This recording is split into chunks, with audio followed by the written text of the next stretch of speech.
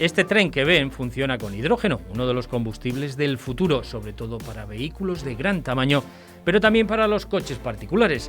Ha completado su primer año de pruebas, tiene una autonomía de 1000 kilómetros y es cero emisiones.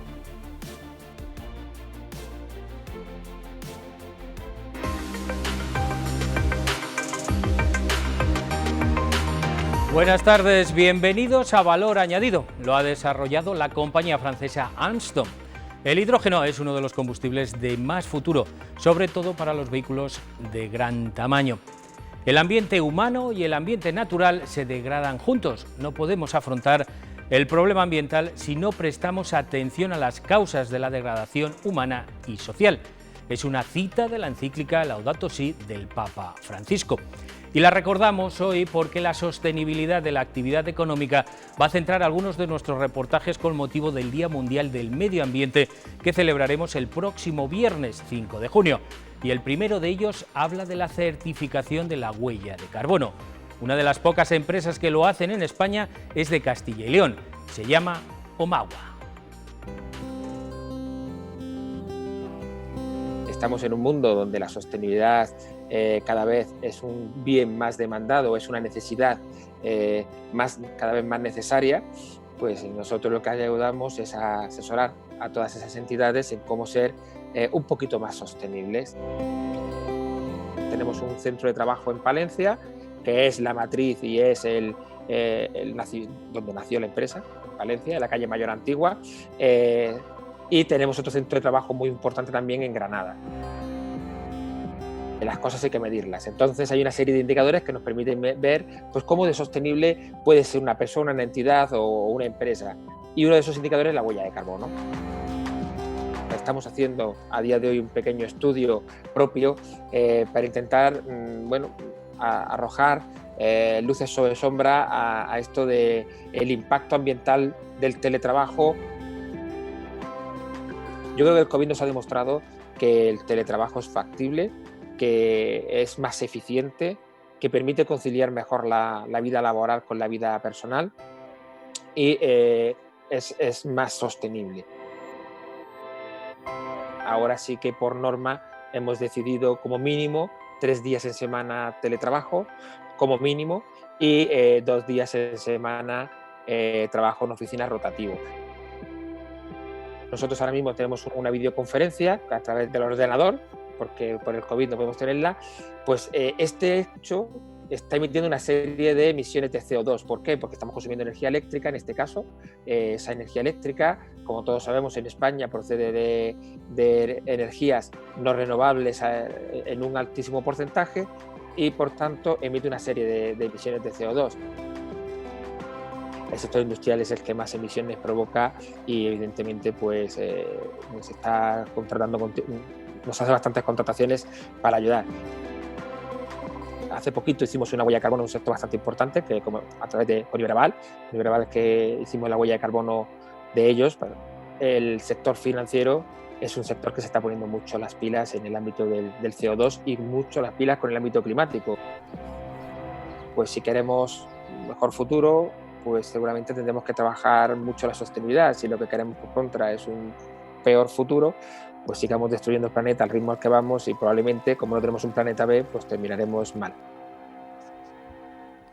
Certificación de que no emitimos gases contaminantes, pero ¿qué hacemos con los residuos? Y en un tiempo tan tecnológico como este, ¿qué hacemos con la basura, sobre todo electrónica? Se cuentan por millones los aparatos eléctricos que dejan de sernos útiles. La empresa leonesa Taxileón Logiraes es una de las más punteras en España, con 9 plantas de almacenamiento de residuos.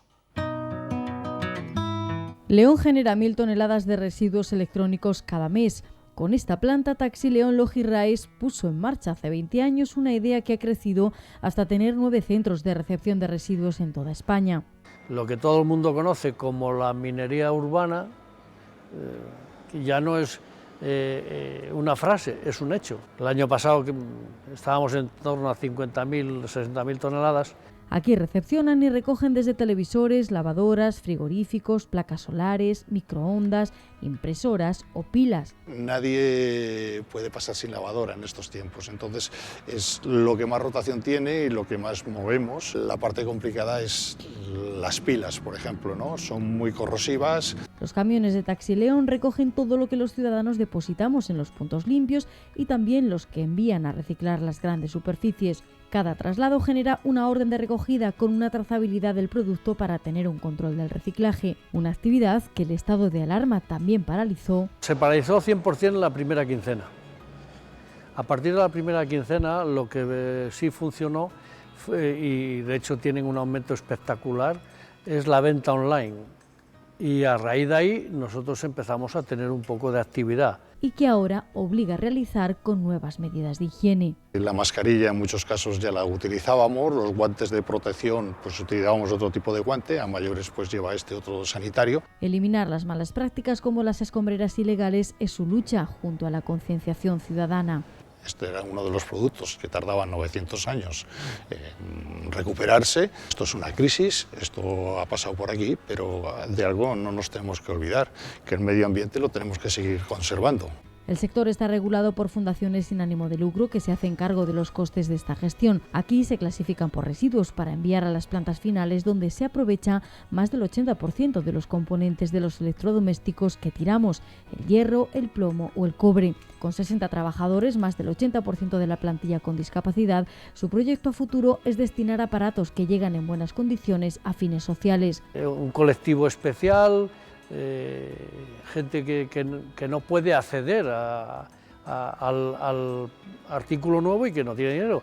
Debemos ser un poco solidarios y todo lo que podamos facilitar a la gente necesitada, queremos estar ahí. Una labor que contribuirá a que todos disfrutemos de un mundo más sostenible.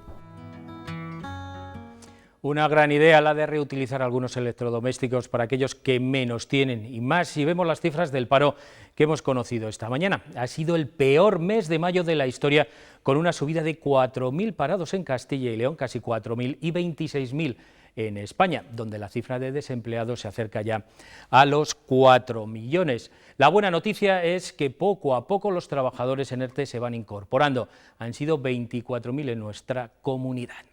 Esas cifras hacen más real lo expresado por el Papa Francisco en nuestra cita de hoy. La sostenibilidad ambiental va de la mano de la sostenibilidad económica y sobre todo social. Y vamos a hablar de una herramienta cuyo fin anunciado es ese con nuestro habitual colaborador Agustín Hernández. Buenas tardes, Agustín. Hola, buenas tardes. ¿Qué tal? Esa herramienta no es otra que el ingreso mínimo vital que se ha aprobado el pasado viernes, que entró en vigor ayer el lunes. ¿Cómo definiríamos el ingreso vital? ¿Qué es? Pues se ha configurado como una prestación de nivel no contributivo, es decir, es una prestación para combatir el riesgo de pobreza o el riesgo de exclusión social, ¿no? Para que lleguen recursos a las personas más desfavorecidas y especialmente en esta crisis tan intensa que se está viviendo, igual que en la de 2008, para que pueda llegar un dinero para evitar esa pobreza o ese riesgo de exclusión social, ¿no? Ese es un poco el objetivo. Precisamente uno de los requisitos para poder cobrar esta prestación, luego lo comentamos, es acreditar estar en situación de vulnerabilidad económica, ¿no? Para que las personas más desfavorecidas, las familias más desfavorecidas, tengan unos ingresos mínimos para poder vivir, alimentarse, etcétera, etcétera. El ingreso mínimo vital va a variar en función de las circunstancias personales de cada uno de los solicitantes. ¿Podemos definir brevemente cómo va ese baremo de quién puede solicitarlo y qué variación tiene en función de sus condiciones? Hay una serie de requisitos, el Real Decreto salió ayer en el BOE, lo hemos leído corriendo como siempre, llevamos haciendo esto en los últimos 2 meses y medio, ¿no? Con toda la normativa que ha salido. Entonces, bueno, las personas que pueden pedirlo son personas que tengan cumplidos 23 años, de 23 años hasta 65 años. Tienen que acreditar haber residido al menos un año con residencia legal y efectiva en España durante al menos el último año. Y luego puede haber distintas modalidades de convivencia. Puede ser una modalidad de convivencia individual, es decir, una persona, en ese caso el ingreso mínimo vital son 461,50, los 462 euros de los que se está hablando, y luego va a depender de la unidad de convivencia. La unidad de convivencia son las personas con las que se conviva, bien el cónyuge, pareja de hecho, u otro familiar que conviva en la misma unidad familiar, en el mismo domicilio, que tengan un grado de consanguinidad o afinidad de hasta segundo grado. Entonces, bueno, dependiendo de las personas que convivan, va a variar entre los 462 euros, que sería el ingreso mínimo vital para una persona individual, y hasta 1.015, que serían cuando conviven 2 adultos y 3 o más menores. Por ejemplo, si son 2 adultos son 600 euros, si son un adulto y 2 menores 738 euros, 2 adultos y 2 menores llegarían hasta 877, y entonces, bueno, tienen que acreditar esos requisitos. Además, tienen que acreditar ese requisito de vulnerabilidad económica. ¿Qué es vulnerabilidad económica? Pues esa sería la clave, ¿no? Claro, saber qué es vulnerabilidad económica. La clave es precisamente, esto no es una renta básica, hay algunos colectivos, los colectivos que están por la instauración de una renta básica son un poco más críticos con esta medida.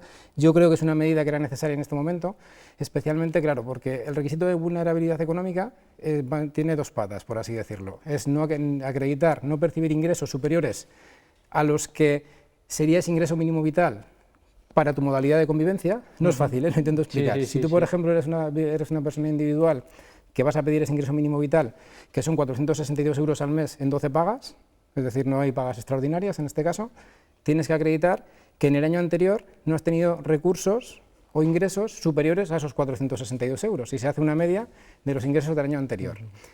Y además tienes que tener un segundo requisito, que es no tener un patrimonio también durante el año anterior valorado en más de 3 veces ese ingreso mínimo vital. En este caso, por ejemplo, en el individual sería que no tuvieses un ingreso superior a 16.600 euros brutos al año, de cuentas bancarias, una segunda vivienda, etcétera, etcétera.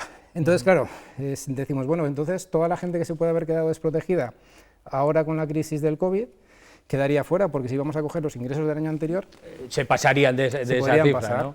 Entonces se ha añadido una disposición transitoria al final del Real Decreto, precisamente para que las personas que puedan quedarse en esa situación de vulnerabilidad económica este año puedan pedir el ingreso desde el 15 de junio, que se puede pedir el 15 de junio, hasta final de año, hasta el 31 de diciembre de 2020, de forma que se computen los ingresos de este año. Entonces, se computarían estos ingresos a raíz de la crisis del COVID, y se pediría una declaración responsable sobre los ingresos que tiene esta persona, que puedan quedarse en situación de vulnerabilidad económica. El objetivo es ayudar a esas personas que estamos viendo en los medios de comunicación, que están pidiendo en comedores, que están haciendo colas para pedir comida, en los bancos de alimentos. No ha cobrado el ERTE aún, ¿no? Y estamos 2 meses y claro, después. Es cierto que también otro de los requisitos es que tienes que haber pedido y agotado todas las prestaciones a las que pudieras tener derecho. Entonces, si por ejemplo tienes un ERTE y has estado en un ERTE, tienes un trabajo y tienes una prestación por desempleo. Entonces, si tienes derecho a la prestación por desempleo, no tendrías derecho al ingreso mínimo vital. Entonces, ese es un poco el... Sí, porque al final es un complemento de un tope que se establece como un baremo de un ingreso mínimo que necesitaría una persona o una familia con tantos hijos. Serían los 1.000 euros, 1.000 y pico euros en el caso más alto, pero que eso se podría compaginar brevemente, por entrar luego también en el tema de los ERTEs. Sí. Eso se podría compaginar con otros ingresos, con la renta garantizada en el caso. Con la renta garantizada, sí. También se establece que pueda ser compatible con el trabajo, pero está pendiente de desarrollo reglamentario. El propio Real Decreto establece que está pendiente de desarrollo reglamentario cómo se va a gestionar esa compatibilidad con el trabajo.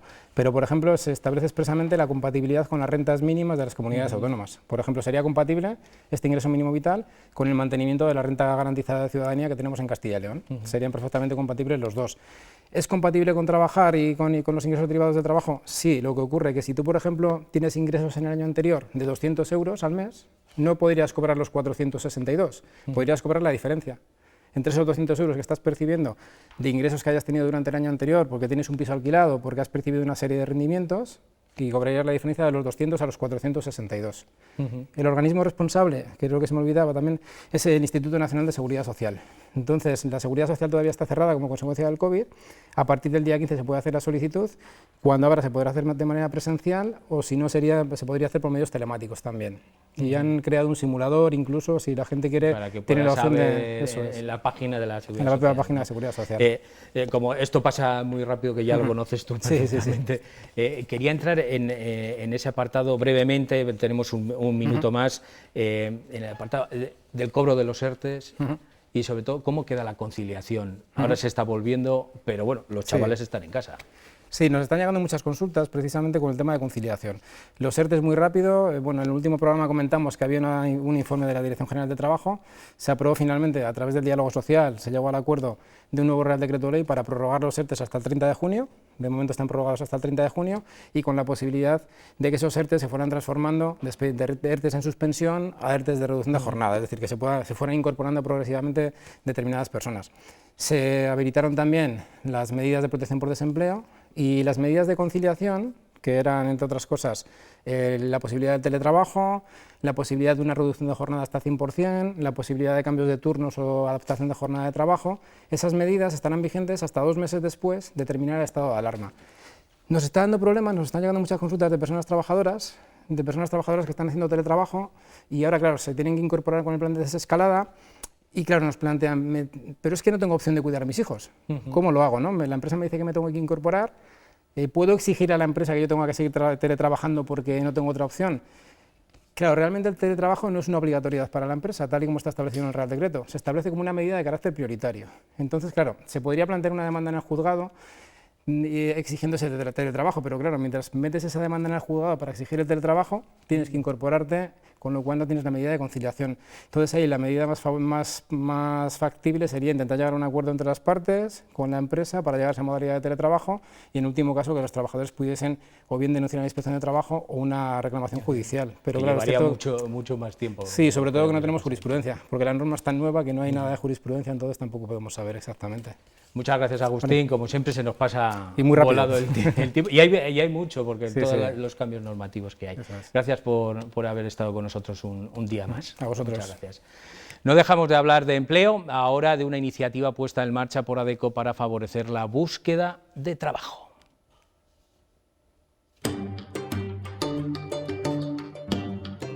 Lanzado ayer con mucha ilusión y con muchos objetivos por delante, ¿verdad? ¿En qué consiste el programa Movilización por el Empleo? Bueno, pues consiste en un programa que tiene por objetivo pues ayudar a aquellas personas que se hayan visto afectadas por la situación de crisis del COVID. Buscamos que mediante la recolocación y la recapacitación de las personas pues mejorar su empleabilidad y que así puedan incorporarse de nuevo al mercado laboral lo más rápidamente posible en sectores que están en auge y que siguen demandando perfiles.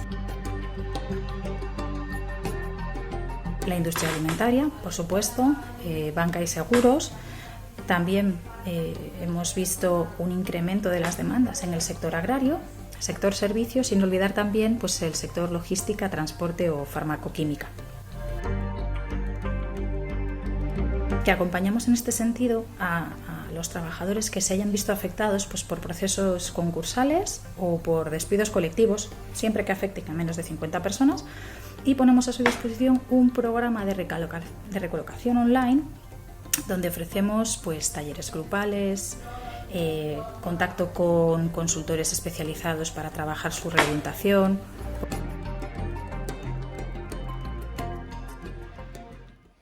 La formación será clave para encontrar trabajo y no lo olvidemos también, es un valor añadido para mejorarlo. Esa formación, como ha mostrado esta pandemia, será en el futuro en gran parte digital y quizás el lugar más puntero de España en desarrollo de estas nuevas herramientas está en Ponferrada. Allí se desarrolla el proyecto Inteca. Innovación al servicio de la educación para llegar a todos. Inteca, plataforma de telecomunicación para las aulas y los centros de la UNED con sede central en Ponferrada, camina por los 14 años de vida prestando servicios que van desde las aulas AVIP, la gestión de los contenidos audiovisuales y la generación de los mismos, además de la gestión de la cadena de campus y un repositorio de contenidos digitales. Un equipo profesional de casi 30 personas liderado por Jorge Vega, en el que el trabajo colaborativo y la interacción resulta clave para conseguir el éxito, un planteamiento que en el momento de nacer supuso una revolución en la UNED. En un sentido tecnológico, evidentemente, porque pasamos a contar con unas tecnologías que nos permiten llegar a nuestros estudiantes de una manera mucho más óptima y mucho más eficaz, prestándoles mucho mejores servicios, lo cual antes pues, no era posible, pero también en el terreno metodológico, no solamente la tecnología, la propia organización que nos permitió hacer a través de campus territoriales, el repartir todas nuestras sedes, que son más de 60 a nivel nacional, ahora son 5 campus repartidos por toda la geografía, nos permitió también organizarnos mejor. De la mano del subdirector de tecnología del consorcio de la UNED accedemos al centro de proceso de datos de la plataforma Inteca. En el corazón de la misma nos detalla los dispositivos de procesamiento, almacenamiento y comunicación. tecnología que el coronavirus ha puesto a prueba porque ha terminado con toda la actividad presencial en el campo de la educación. Hemos tenido que aumentar la actividad en un 350%. Cuando llega el COVID no podía ser nada presencial, con lo cual tuvimos que hacer una inmigración inmediata que nos resultó muy fácil. Las conexiones son el número de accesos que hay a sistemas de webconferencia a lo largo, por ejemplo, del día. Entonces, eso se ha multiplicado un 600%. Hemos pasado de una media de unas 10.000 conexiones diarias a unas 60.000 conexiones diarias. Una situación que ha llevado al sistema en ocasiones al límite.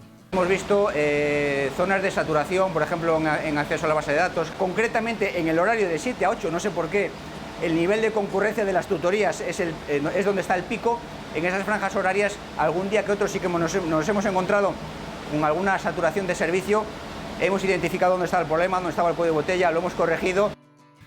Inteca no solo ha hecho frente durante esta crisis sanitaria al reto de prestar un servicio que se ha multiplicado de forma exponencial, también ha creado nuevos productos como la aplicación AVES, aula virtual de exámenes que utilizarán todos sus alumnos para la evaluación de este curso y por la que existe ya extraordinario interés. Ya está exportada. Ahora mismo ya la va a usar y dentro de poquito, el 4 de julio, el Ministerio de Justicia para el acceso a la abogacía. También nos lo han pedido de Arabia Saudí.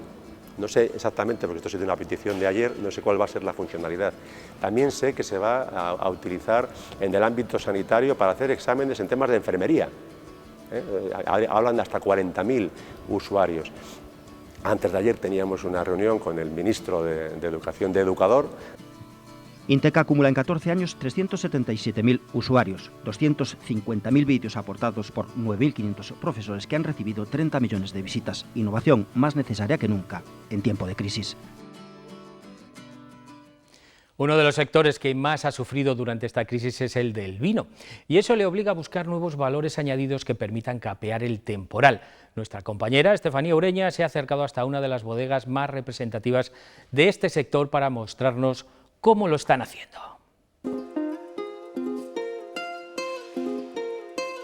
Recorremos con la enóloga de Mina parte de la nave donde se está criando el vino de esta bodega de la Ribera del Duero. El proceso se lleva a cabo en 6.650 barricas. En el trasiego de una añada a otra, para sacar el vino y después embotellarlo, se hace una labor completa de limpieza. Este es el tren de lavado de barricas, donde entran las barricas en sus durmientes y es donde van pasando las diferentes estaciones de aclarado, agua caliente de más de 85 grados a presión, vapor de agua ozonizado, y así ya hemos vaciado la barrica y la hemos desinfectado para que entre un vino y otro pues se haya desinfectado por dentro todo lo que es la barrica y que no tengamos contaminación de una barrica a otra. Y luego, por otra parte, sulfitaríamos la barrica y meteríamos el vino nuevo para que empezara su crianza en barrica. Entonces estamos haciendo un vaciado, una limpieza y un llenado. Matarromera no ha cesado con su actividad. Desde que empezara el estado de alarma, sus ventas online han aumentado más de un 120%. Pensando en el sector de la hostelería, al que esta bodega dedica el 60% de su producción, han ideado una línea de ayudas y además han retomado el tema de la exportación a países como, por ejemplo, China. Las marcas, en este caso Matarromera, ha querido estar más cerca que nunca con sus grupos de interés. Hemos organizado y seguimos organizando catas online para enseñarles la difusión de la cultura del vino a los clientes. Hemos propuesto añadas históricas para que conocieran otro tipo de productos. Hemos realizado lanzamientos y hacemos incluso blogs dentro de nuestra tienda online para que puedan ir conociendo los estados vegetativos ahora mismo de la planta. La idea es que no solamente forme parte del consumo, sino que forme parte de la difusión, la cultura, el entretenimiento, y este rico mundo del vino pues tiene mucho que decir durante todo este periodo. Conscientes de las dificultades por las que pasa el sector de la hostelería, al que se le debe el 60% de la facturación, el Grupo Matarromera ha lanzado una línea de ayudas de más de 1 millón de euros que gestionarán sus propios distribuidores para que en bares y restaurantes no falten los productos de esta bodega. Desde nuestros vinos, de nuestros espumosos, aceites, aguardientes, pues adaptándonos a que pues tengan las mayores facilidades posibles y que tengan hasta periodos para poder afrontar sus pagos de hasta 6 meses. lo cual bueno, pues supone que puedan bueno, pues ir llenando sus cavas sin tener que, bueno, pues que apretarse tanto el cinturón en unas circunstancias como estas en las que sabemos que les va a costar. No solo han seguido activos durante todo el confinamiento, además se han reinventado creando un hidrogel que se abastece de lo que se produce en la propia bodega.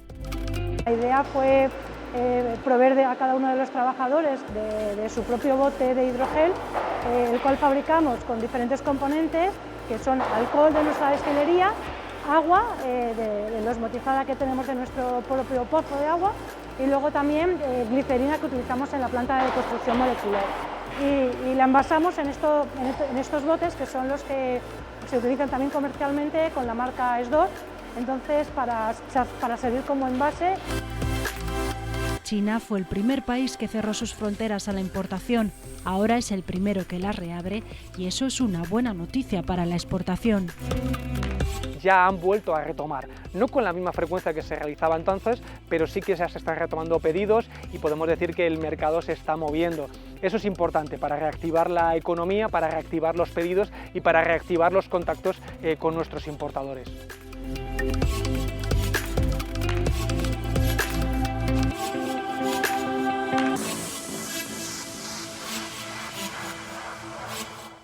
El vino es en nuestra cultura signo de alegría y bendición, y con un brindis nos despedimos hoy, y con esa reflexión del Papa Francisco: el ambiente humano y el ambiente natural se degradan juntos.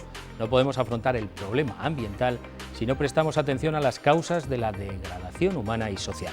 Nos vemos el próximo martes. Que disfruten de una feliz semana.